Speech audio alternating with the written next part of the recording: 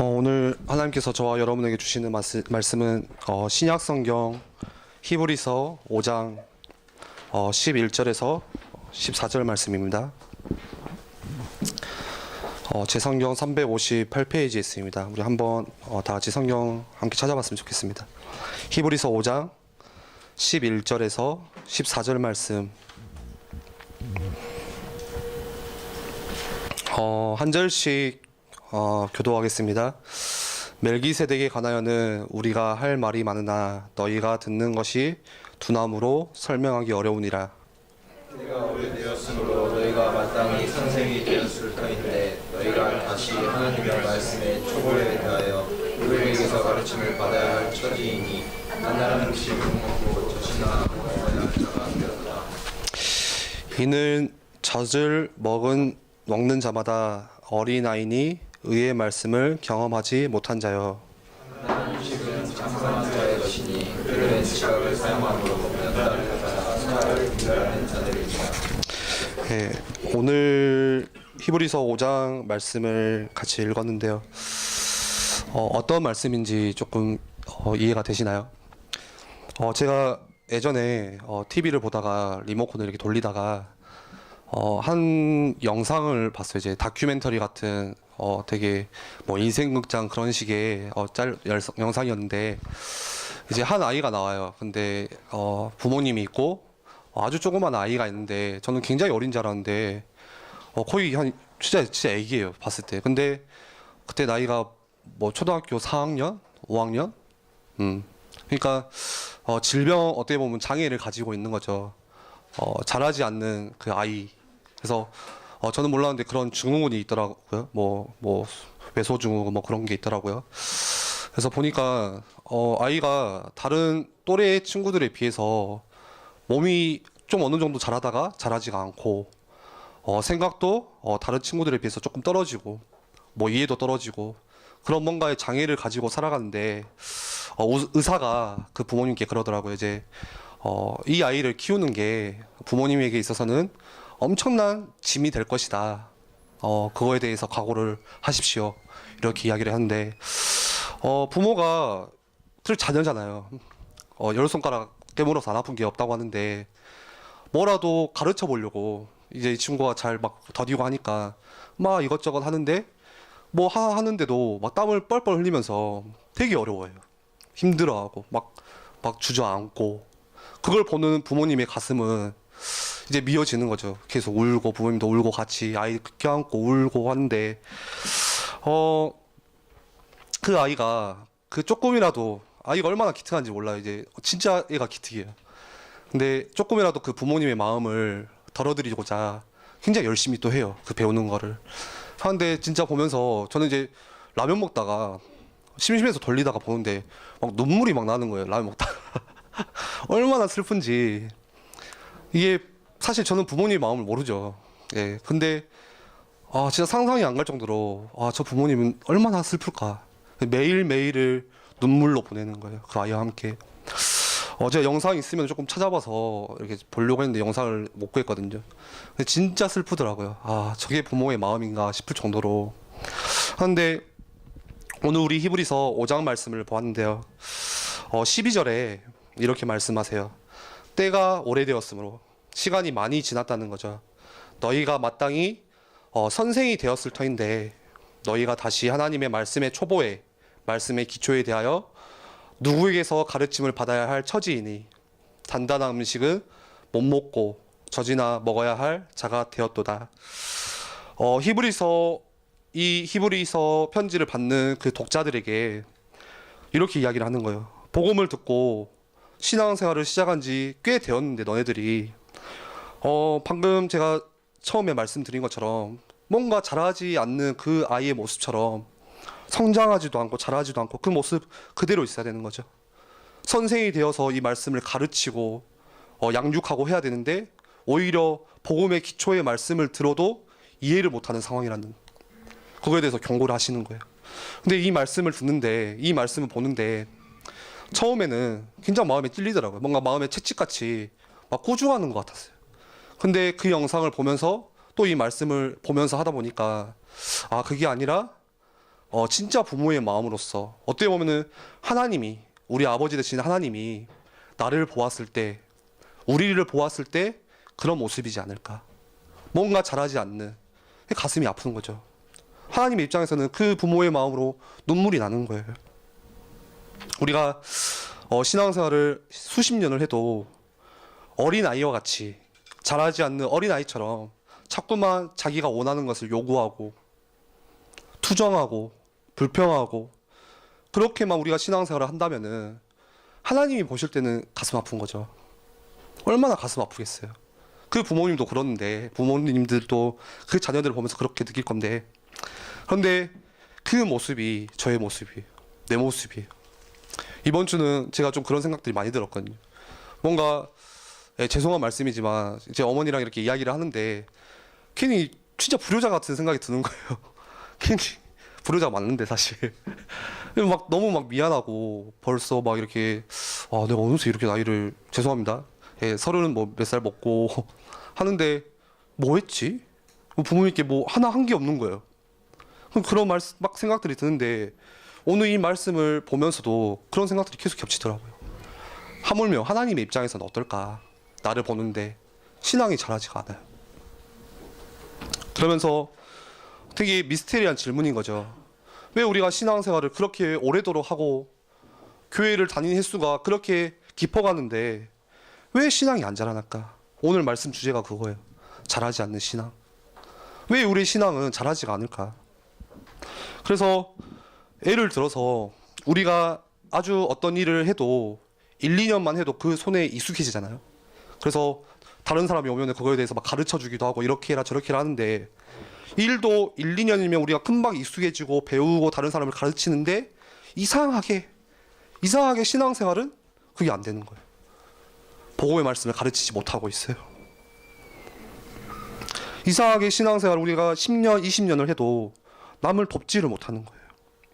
이게 단순히 오늘 히브리서 독자 이 사람들의 문제가 아니라 오늘날 나의 문제, 또 우리들의 문제, 지금 한국 교회의 문제, 어떻게 보면 세계 교회가 문제가 아닐까 그렇게 생각을 해요. 자꾸만 신앙생활 하는데 우리가 편하게만, 물론 맞죠. 우리가 행복하고 복음화에서 축복받 엄청난 평안이에요.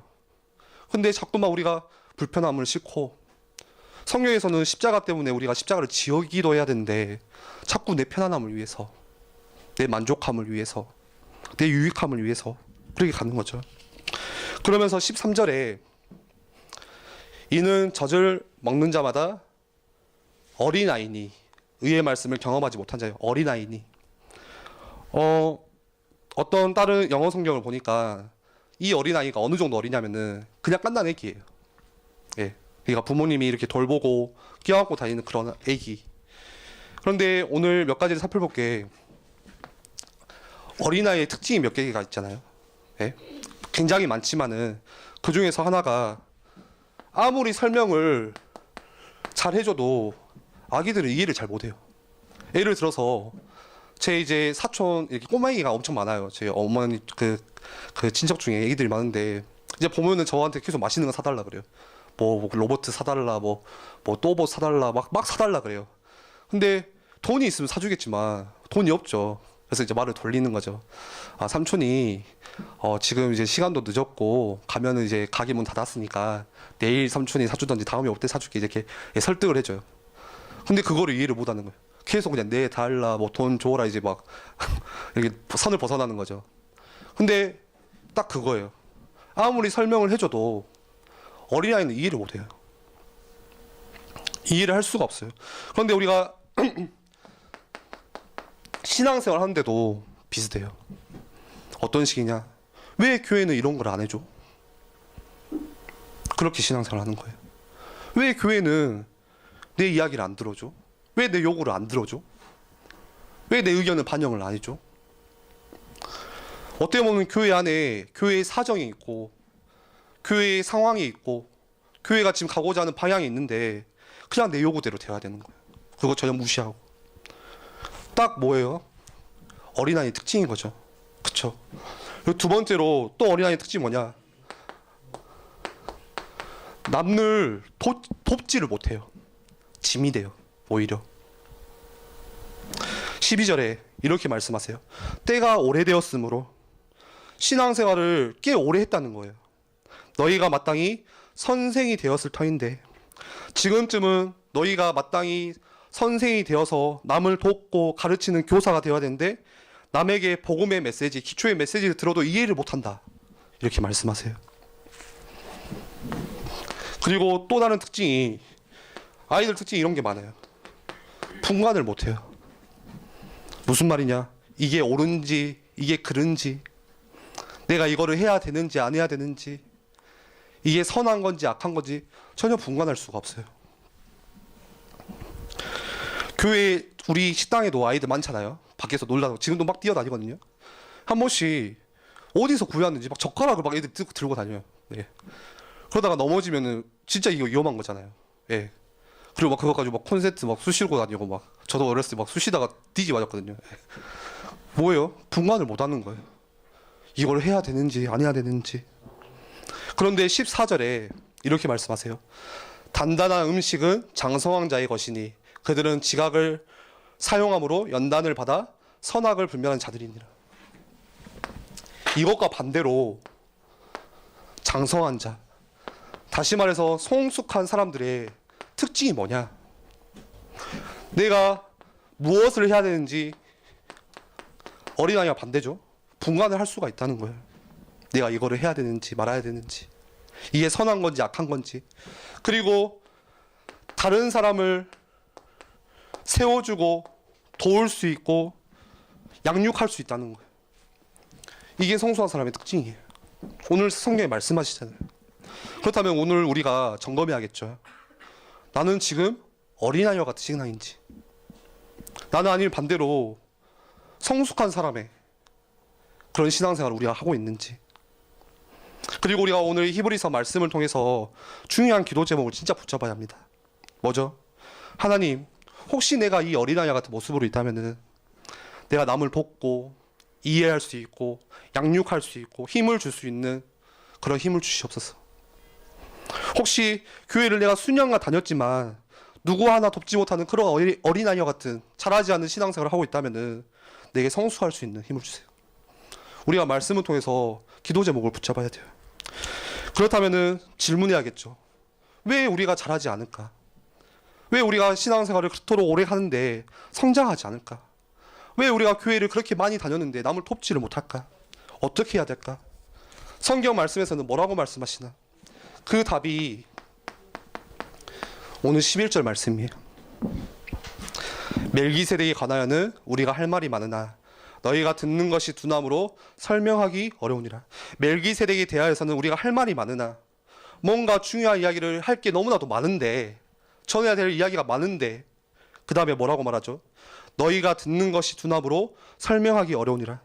이야기해봐야 듣는 것이 두나무로 소용이 없다. 이야기를 못하겠다. 그런 거예요.